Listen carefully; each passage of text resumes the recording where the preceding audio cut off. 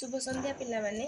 आज आमर आउ एक नूतन वीडियो को आपण मानक स्वागत। आज आम गोपीनाथ महांती परजा उपन्यास उपर आलोचना करबा। एही उपन्यास 46 मसीह रे प्रकाश पाइथिला। कोरापुट जिलार आदिवासी गाँ सरसुपद सही गाँव रे बास करुवा शुक्रुजानी परिवार को नहीं उपन्यासर कहानी गति करिछि। शुक्रुजानीर स्त्री हेउछि संबारी, जी कि 10 वर्ष तले ताकु बाघ खाई देछि। शुक्रुजानीर दुई पुओ मांडिया जानी और टिकरा जानी, दुई झियो जिल्ली और बिल्ली। शुक्रुजानी तार पुओ झियो सह भविष्यतर स्वप्न नहीं सुरखुरी चली आसुथिला। थरे सेही गाँ को फॉरेस्ट गार्ड आसी शुक्रुजानीर झियो जिल्ली उपरे पाशविक दृष्टि पकाइछि और सेथिपई शुक्रुजानी ताकु अपमानित करिछि। सेही दिन ठारू शुक्रुजानीर संसार रे कला बादल घुटी जाइछि। अपमानर प्रतिशोध नेबा पई फॉरेस्ट गार्ड शुक्रुजानी काठ आणुथिबा अभियोग रे ता उपरे 15 टंका जोरिमाना धार्य करिछि। तेणु शुक्रुजानी और तार सान पुओ थोटापुड़ा गाँर साहुकार राम बिशोई घरे 100 टंका पई गोती रहिछंती।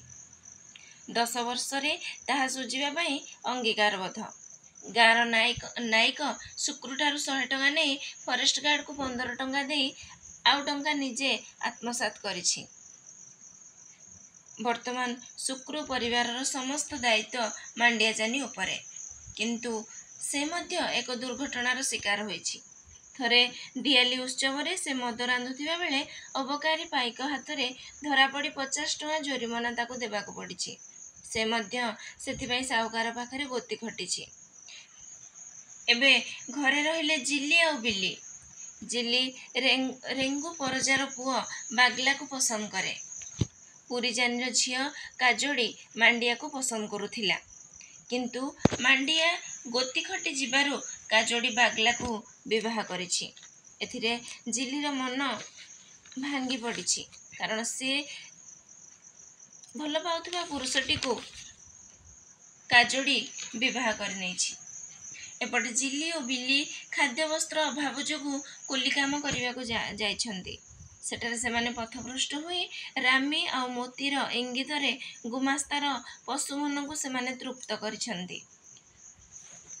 गोतीपणरू शीघ्र मुक्ति पाई शुक्रुजानी साहुकार को तार जमी बंधा देछि।